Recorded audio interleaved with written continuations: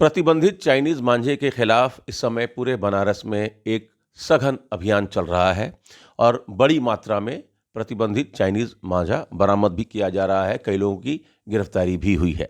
इस पर बातचीत करने के लिए एसीपी सारनाथ हमारे साथ है। सर, अभी तक सारनाथ क्षेत्र की बात करें तो कुल कितनी गिरफ्तारी हुई है? पुलिस आयुक्त महोदय के निर्देशन में लगातार ये डेली की कार्रवाई सर्किल सारनाथ में की जा रही है और तीनों ही थानों में जो हमारा डे टू डे एक्टिविटी है उसमें ये एक पार्ट बन गया है कि हम प्रतिबंधित चाइनीज़ मांझा जो बेचने वाले हैं, जहाँ से भी इनपुट आता है उन पे हम कार्रवाई करने के लिए लगातार हम दबिश और कार्रवाई कर रहे हैं। इस क्रम में थाना सारनाथ और चौबेपुर दोनों थानों से मिलाकर कुल अब तक 5 लोगों को जेल भेजा गया है और अभियोग उनके विरुद्ध पंजीकृत किए गए हैं। विगत एक हफ्ते के अंदर 4-5 घटनाएं सामने आई हैं। एक युवक की तो मौत ही हो गई, एक गंभीर रूप से घायल हुआ, जिसके बाद वो डिस्चार्ज होकर जब आया तो उसकी तहरीर पर ही मुकदमा लिखा गया और गैर इरादतन हत्या का मुकदमा दर्ज हुआ। यूपी का पहला शहर है बनारस, जहां चाइनीज मांझे के मामले में 3 लोगों के खिलाफ गैर इरादतन हत्या का मामला दर्ज हुआ। तो आप लोग जो सख्ती दिखा रहे हैं, इसका कितना असर है? और गैर इरादतन हत्या का मुकदमा क्या चाइनीज मांझे से रिलेटेड मामले में दर्ज ये हो सकता है या और भी सामने दिख सकते हैं इस तरीके का मुकदमा? विगत दिनों में जैसे लगातार ये इस प्रकार की घटनाएं बढ़ी हैं, उसके फलस्वरूप लगातार हम लोग इस पे कार्रवाई कर रहे हैं। इस क्रम में जैसे सिगरा में भी काफ़ी भारी मात्रा में प्रतिबंधित चाइनीज़ मांझा बरामद हुआ था। जो एक घटना हुई थी उसमें जब वो वादी थोड़ा-सा ठीक हो गया तो उसके बाद जो तहरीर दी गई, उस तहरीर के आधार पर अभियोग पंजीकृत किया गया।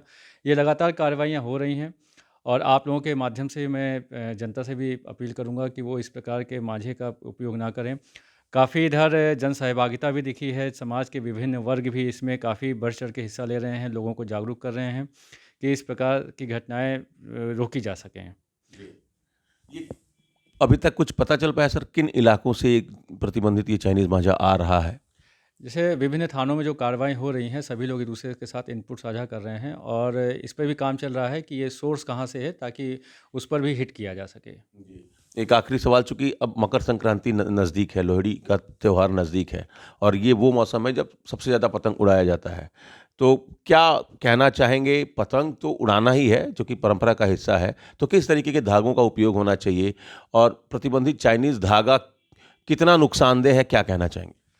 जैसे कि चाइनीज़ मांझा तो प्रतिबंधित है ही है, उसके साथ-साथ में हम लोग अब नायलॉन जो मांझे हैं, उस पे भी कार्रवाई कर रहे हैं और जनता से अपील है कि त्योहार है, खुशनुमा माहौल है, उसमें ऐसी कोई भी गतिविधि ना करें जिससे कि उनको या आस-पास के जो समाज के लोग हैं, उनको किसी प्रकार की कोई असुविधा हो और जो हमारे परंपरागत तरीके से जो त्योहार मनाते हैं, उसी प्रकार से वो लोग मनाएँ। जी, तो पतंग उड़ाइए, खूब उड़ाइए, पतंग बेचिए, खूब बेचिए, लेकिन प्रतिबंधित चाइनीज़ मांझे को बिल्कुल अपने न घर में, न दुकान में, न गोदाम में जगह दीजिए।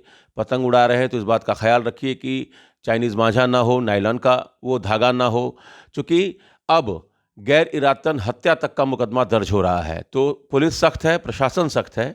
त्योहार मनाइए, लेकिन किसी का नुकसान ना हो, किसी को जान से हाथ ना धोना पड़े, इस बात का ख़्याल रखिए। Amit Singh, TV 9 UP, Varanasi.